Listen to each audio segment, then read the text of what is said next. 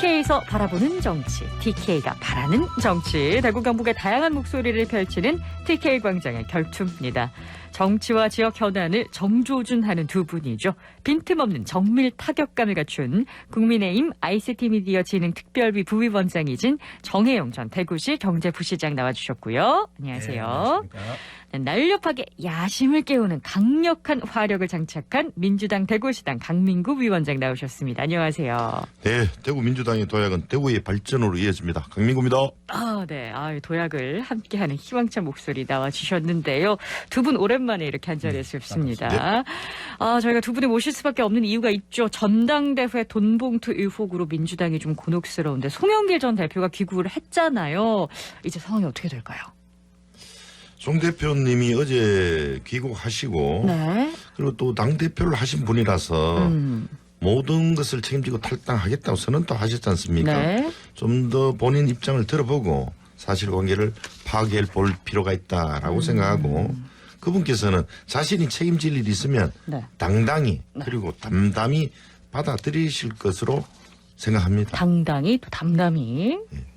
예, 그건 사실, 녹취록이 아직 3만 개 정도 있다는데, 그 중에 몇 개만 공개가 됐는데, 그 과정에서도 이미 국민들은 상당히 합리적 의심을 하고 계시는 거고요. 정치적으로 책임을 지고 탈당하시는 정도로 과연 끝날까? 그게 당당한 것인가? 탈당이 당당한 태도냐. 네, 그건 당당한 태도인가? 그건 민주당 공식으로는 당당할지 몰라도 그건 좀 잘 모르겠습니다. 예, 잘못된 건 사실이지만 그 강내구 감사협회장 구속영장이 기각됐잖아요. 네. 그거는 법원에서 더 이상 도주나 숨길 것이 없다 이렇게 판단했기 때문에 그리고 정치적 책임 다 하고 어떤 일이 있어도 회피하지 않겠다. 도망가지 않습니다라고 또 귀국 기자회견에서도 말씀을 했으니까 한번 좀 지켜봐 주시죠. 그분이 국회의원 5선에 인천시장까지 하셨어요. 25년 이상 정치 경력인데 그냥 검찰에서 흘리는 뉴스거리로만 그렇게 쉽게 판단해서는 안 된다는 조심스러운 저희 생각입니다. 예, 저희도 조심스럽게 지켜보는데 네. 이건 소위 빼박이 아닌가 이런 생각이 듭니다. 대박이다. 근데 방금 이제 강 위원장님께서 강내구 수자원공사감사의 구속영장 기각도 있지 않았느냐 이렇게 얘기하셨는데 이 부분은 어떻게 보시나요? 사실 증거인멸 도주 우려에 의혹이 없다는데 사실 그분 통화 내용은 다 나와 있습니다. 그래서 그걸 가지고 통화 녹취록을 조작을 할 수가 있겠습니까? 이제 제 생각에는 아마 그런 부분 가지고 조금 가능성을 열어놓고 네. 말씀을 하시는 것 같은데 검찰이 다시 재청구 하셨다니 한번 다시 지켜보죠. 이제 있으죠. 그러면 3만 개 있으면 충분히 법원에 제출해야 검사의 자기 본연의 임무를 다 하는 건데 이번에 의리수각이 처리했단 말 아니에요. 기각이 됐단 말은.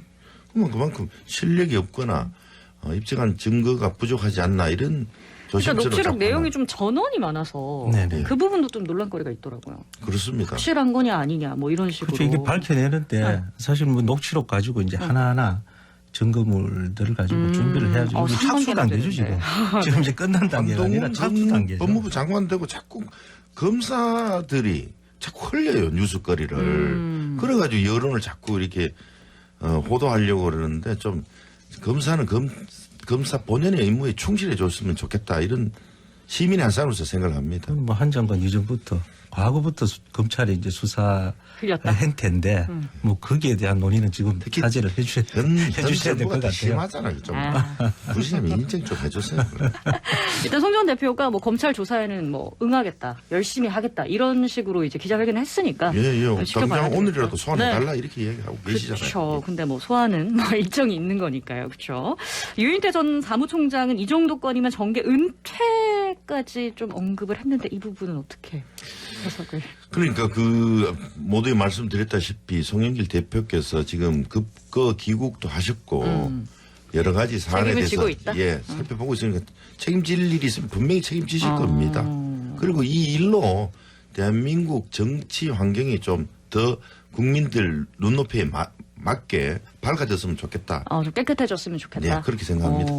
문제 만들어 놔놓고 밝아지겠다 이건 아닌 것 같고 오히려 지금 모양새를 옛날에 보니 국힘이 또 그런 일들이 아니, 뭐, 솔직히 있었잖아요. 그 문제를 보니까 그 송영길 대표가 이제 탈당하신다 그러니까 뭐 큰 그릇이다. 뭐 무력이 없는 분이다. 이렇게 옹호도 하고 계시고 어제 인천공항에서 보니까 뭐 옹호자들도 많이 들고 왔더라고요. 막 보더라고요. 그래서 이게 무슨 이런 분들을 다 저기 조국 전 장관도 그렇고 무슨 영웅 만들게 하는 건가.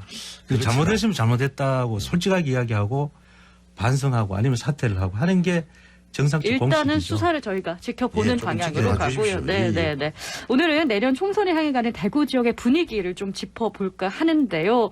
박근혜 전 대통령이 동화사를 찾아왔습니다. 이게 동화사 장면들 저희도 뉴스를 통해서 많이 배우셨을 거라고 생각이 드는데 이게 정치적으로 어떤 의미가 있을까요? 굉장히 뭐 해석의 여지는 많다고 네네. 봅니다. 근데 다만, 그동안 이제 박근혜 전 대통령께서 이제 그 사주로 오시고 난 뒤에 두문불출하셨어요. 그렇죠. 그리고 뭐 여러 전당대회 때도 아마 조금의 관심을 표명하실 거라고 생각했는데 전혀. 안 나타나셨고 또 지방선거 때도 마찬가지고. 네. 근데 왜 이렇게 하셨을까? 그런 뭐 해석의 여지는 좀 많이 남아 있는데요. 그 뭐 건강 이상설이 있었잖아요. 그래서 뭐 그때 아마 이게 건강 이상설들이 계속 나오고 뭐 또 뭐 추측성 뭐 루머들이 난무하니까 나 괜찮다. 좀 또, 증명하려고. 예, 이제는 좀 지역에 오셔서 가지고 조금 뭐 마음도 몸도 조금 추스르 쉬고 뭐 지역 사회 뭐 시민들하고 한번 이제 조금씩 소통하는 그런 과정이 아닌가 이렇게 생각합니다. 이런 추측만 있는 건 아니죠. 예, 그 박근혜 전 대통령님 그 행보를 예의주시할 필요가 있는데요. 네.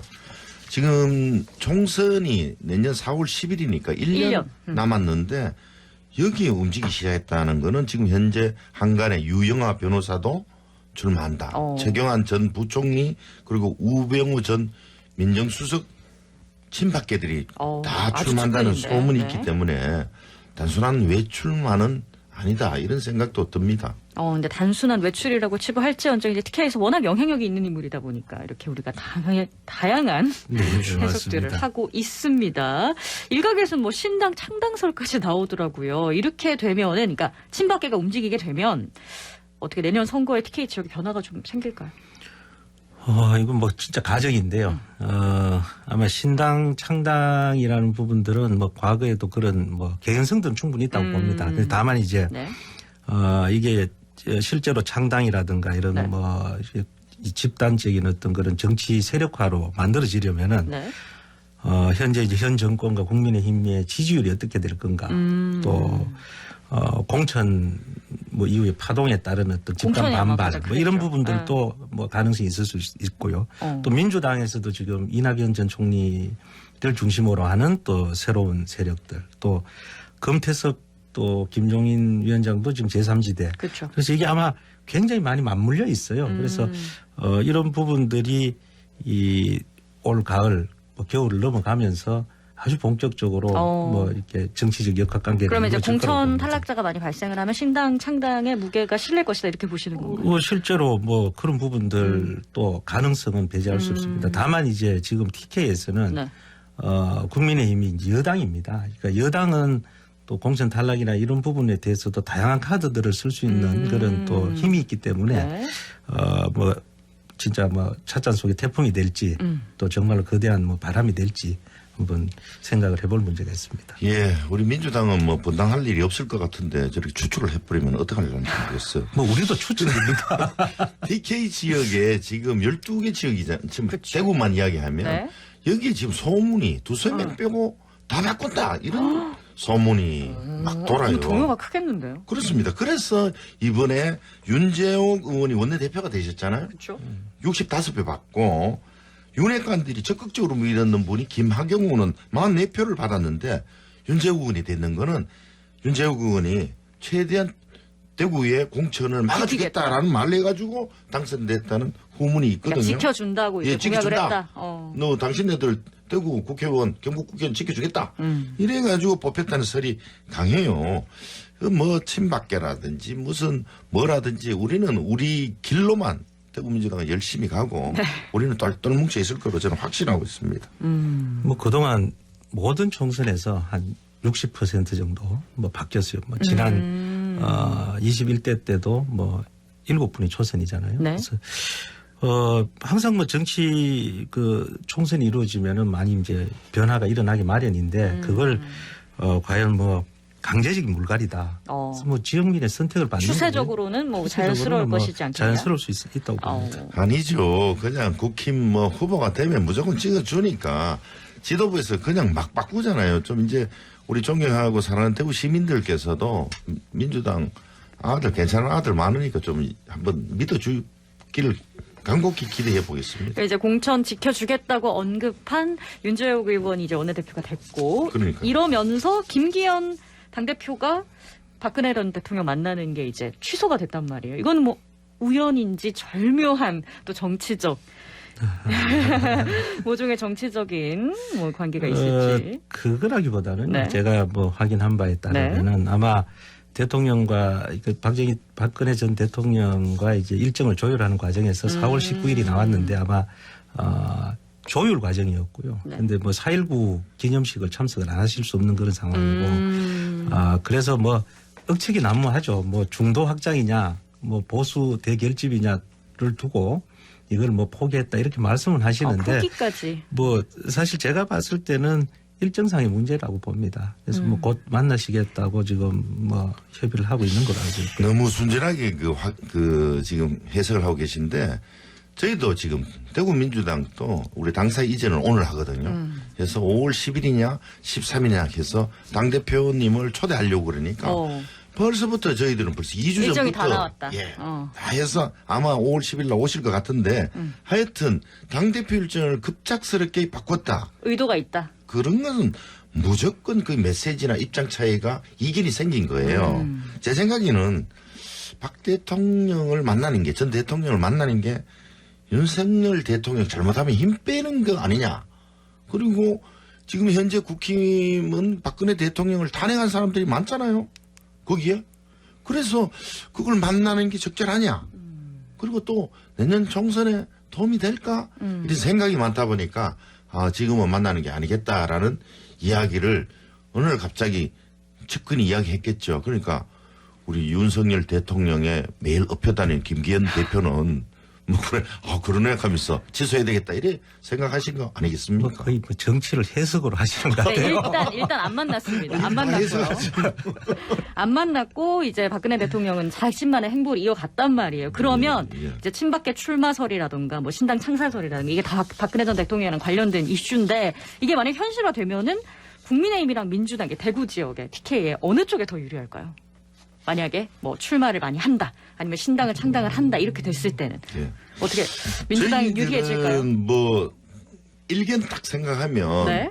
국힘하고 친박하고 갈라서니까 유리하다 이렇게 생각할 수 있는데 그렇지 않다고 또 생각해요.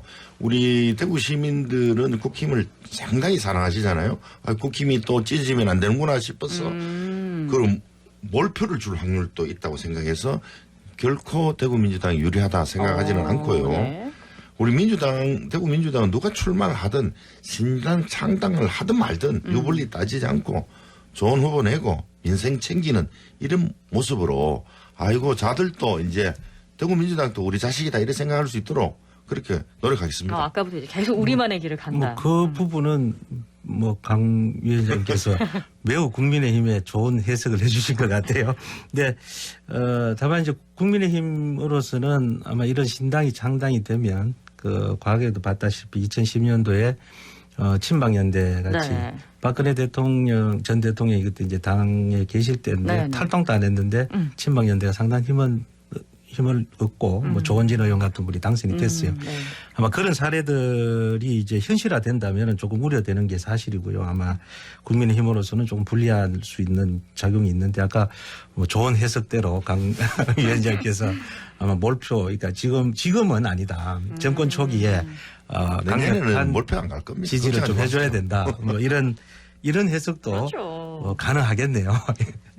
네, 아무래도 뭐 민주당 열심히 하실 거니까 예. 결과는 지켜봐야 될 거고 지난해 지방선거에서 아무래도 이때 TK 민주당에서 인물난을 좀 겪어가지고 일부 단체장들이 무투표 이제 적수가 없었기 때문에 무투표 당선되는 상황이 있었는데 총선 1년 남았으니까 이제 총선 후보군 정하는 상황에 착수했을 것 같거든요. 어떻게 잘 이루어지고 예, 있나요? 작년에는 대통령 선거에서 우리가 네. 민주당이 패배함으로써 사실 그 힘이 빠졌다? 허니문 기간이라고 해서 지방선거는 대통령 선거하고 그냥 맞물려서 갔거든요. 네. 이번에는 저희들 조금 사고당도 있어서 지역위원장 공석도 있는데 12명 반드시 예, 갖추어서 대구 시민에게 읍소해서 3명 이상 당선되도록 그렇게 하겠습니다. 그럼 국민의힘에서도 힘을 써서 이제 좋은 후보 내야 될 텐데. 예, 뭐 저희들이야 뭐 이게 사실 뭐 민주당은 저 지역위원장 되는 게 뭐 크게 어려운 부분이 없는데 국민의힘은 여기서 지역위원장 되는 게 사실 뭐 태권도 그렇게 꽃받을 수준이죠. 부시장님 그 잘하셔서 공천 받으 있어. 좀 부탁드리겠습니다. 공천 받기 여간 힘든 게 아니죠. 그것보다는 네. 민주당은 이제 대구 경북에서 인물난 또 네. 우리 뭐 국민의힘은 이제 광주 호남에서 이제 인물난이 있으니까 이런 선거 제도 개혁이라든가 이런 걸 통해 가지고 좋은 사람들이 어느 지역에서나 같이 이렇게 성장할 수 있는 그런 발판을 만드는 게 정치 발전을 위해서는 좋지 않을까 생각이 됩니다. 그렇습니다. 오늘 TK 광장의 결투에서는 총선 1년 딱 앞두고 앞으로의 전망도 짚어보고 이 송 전 대표의 귀국과 관련된 이슈들도 한번 짚어봤습니다.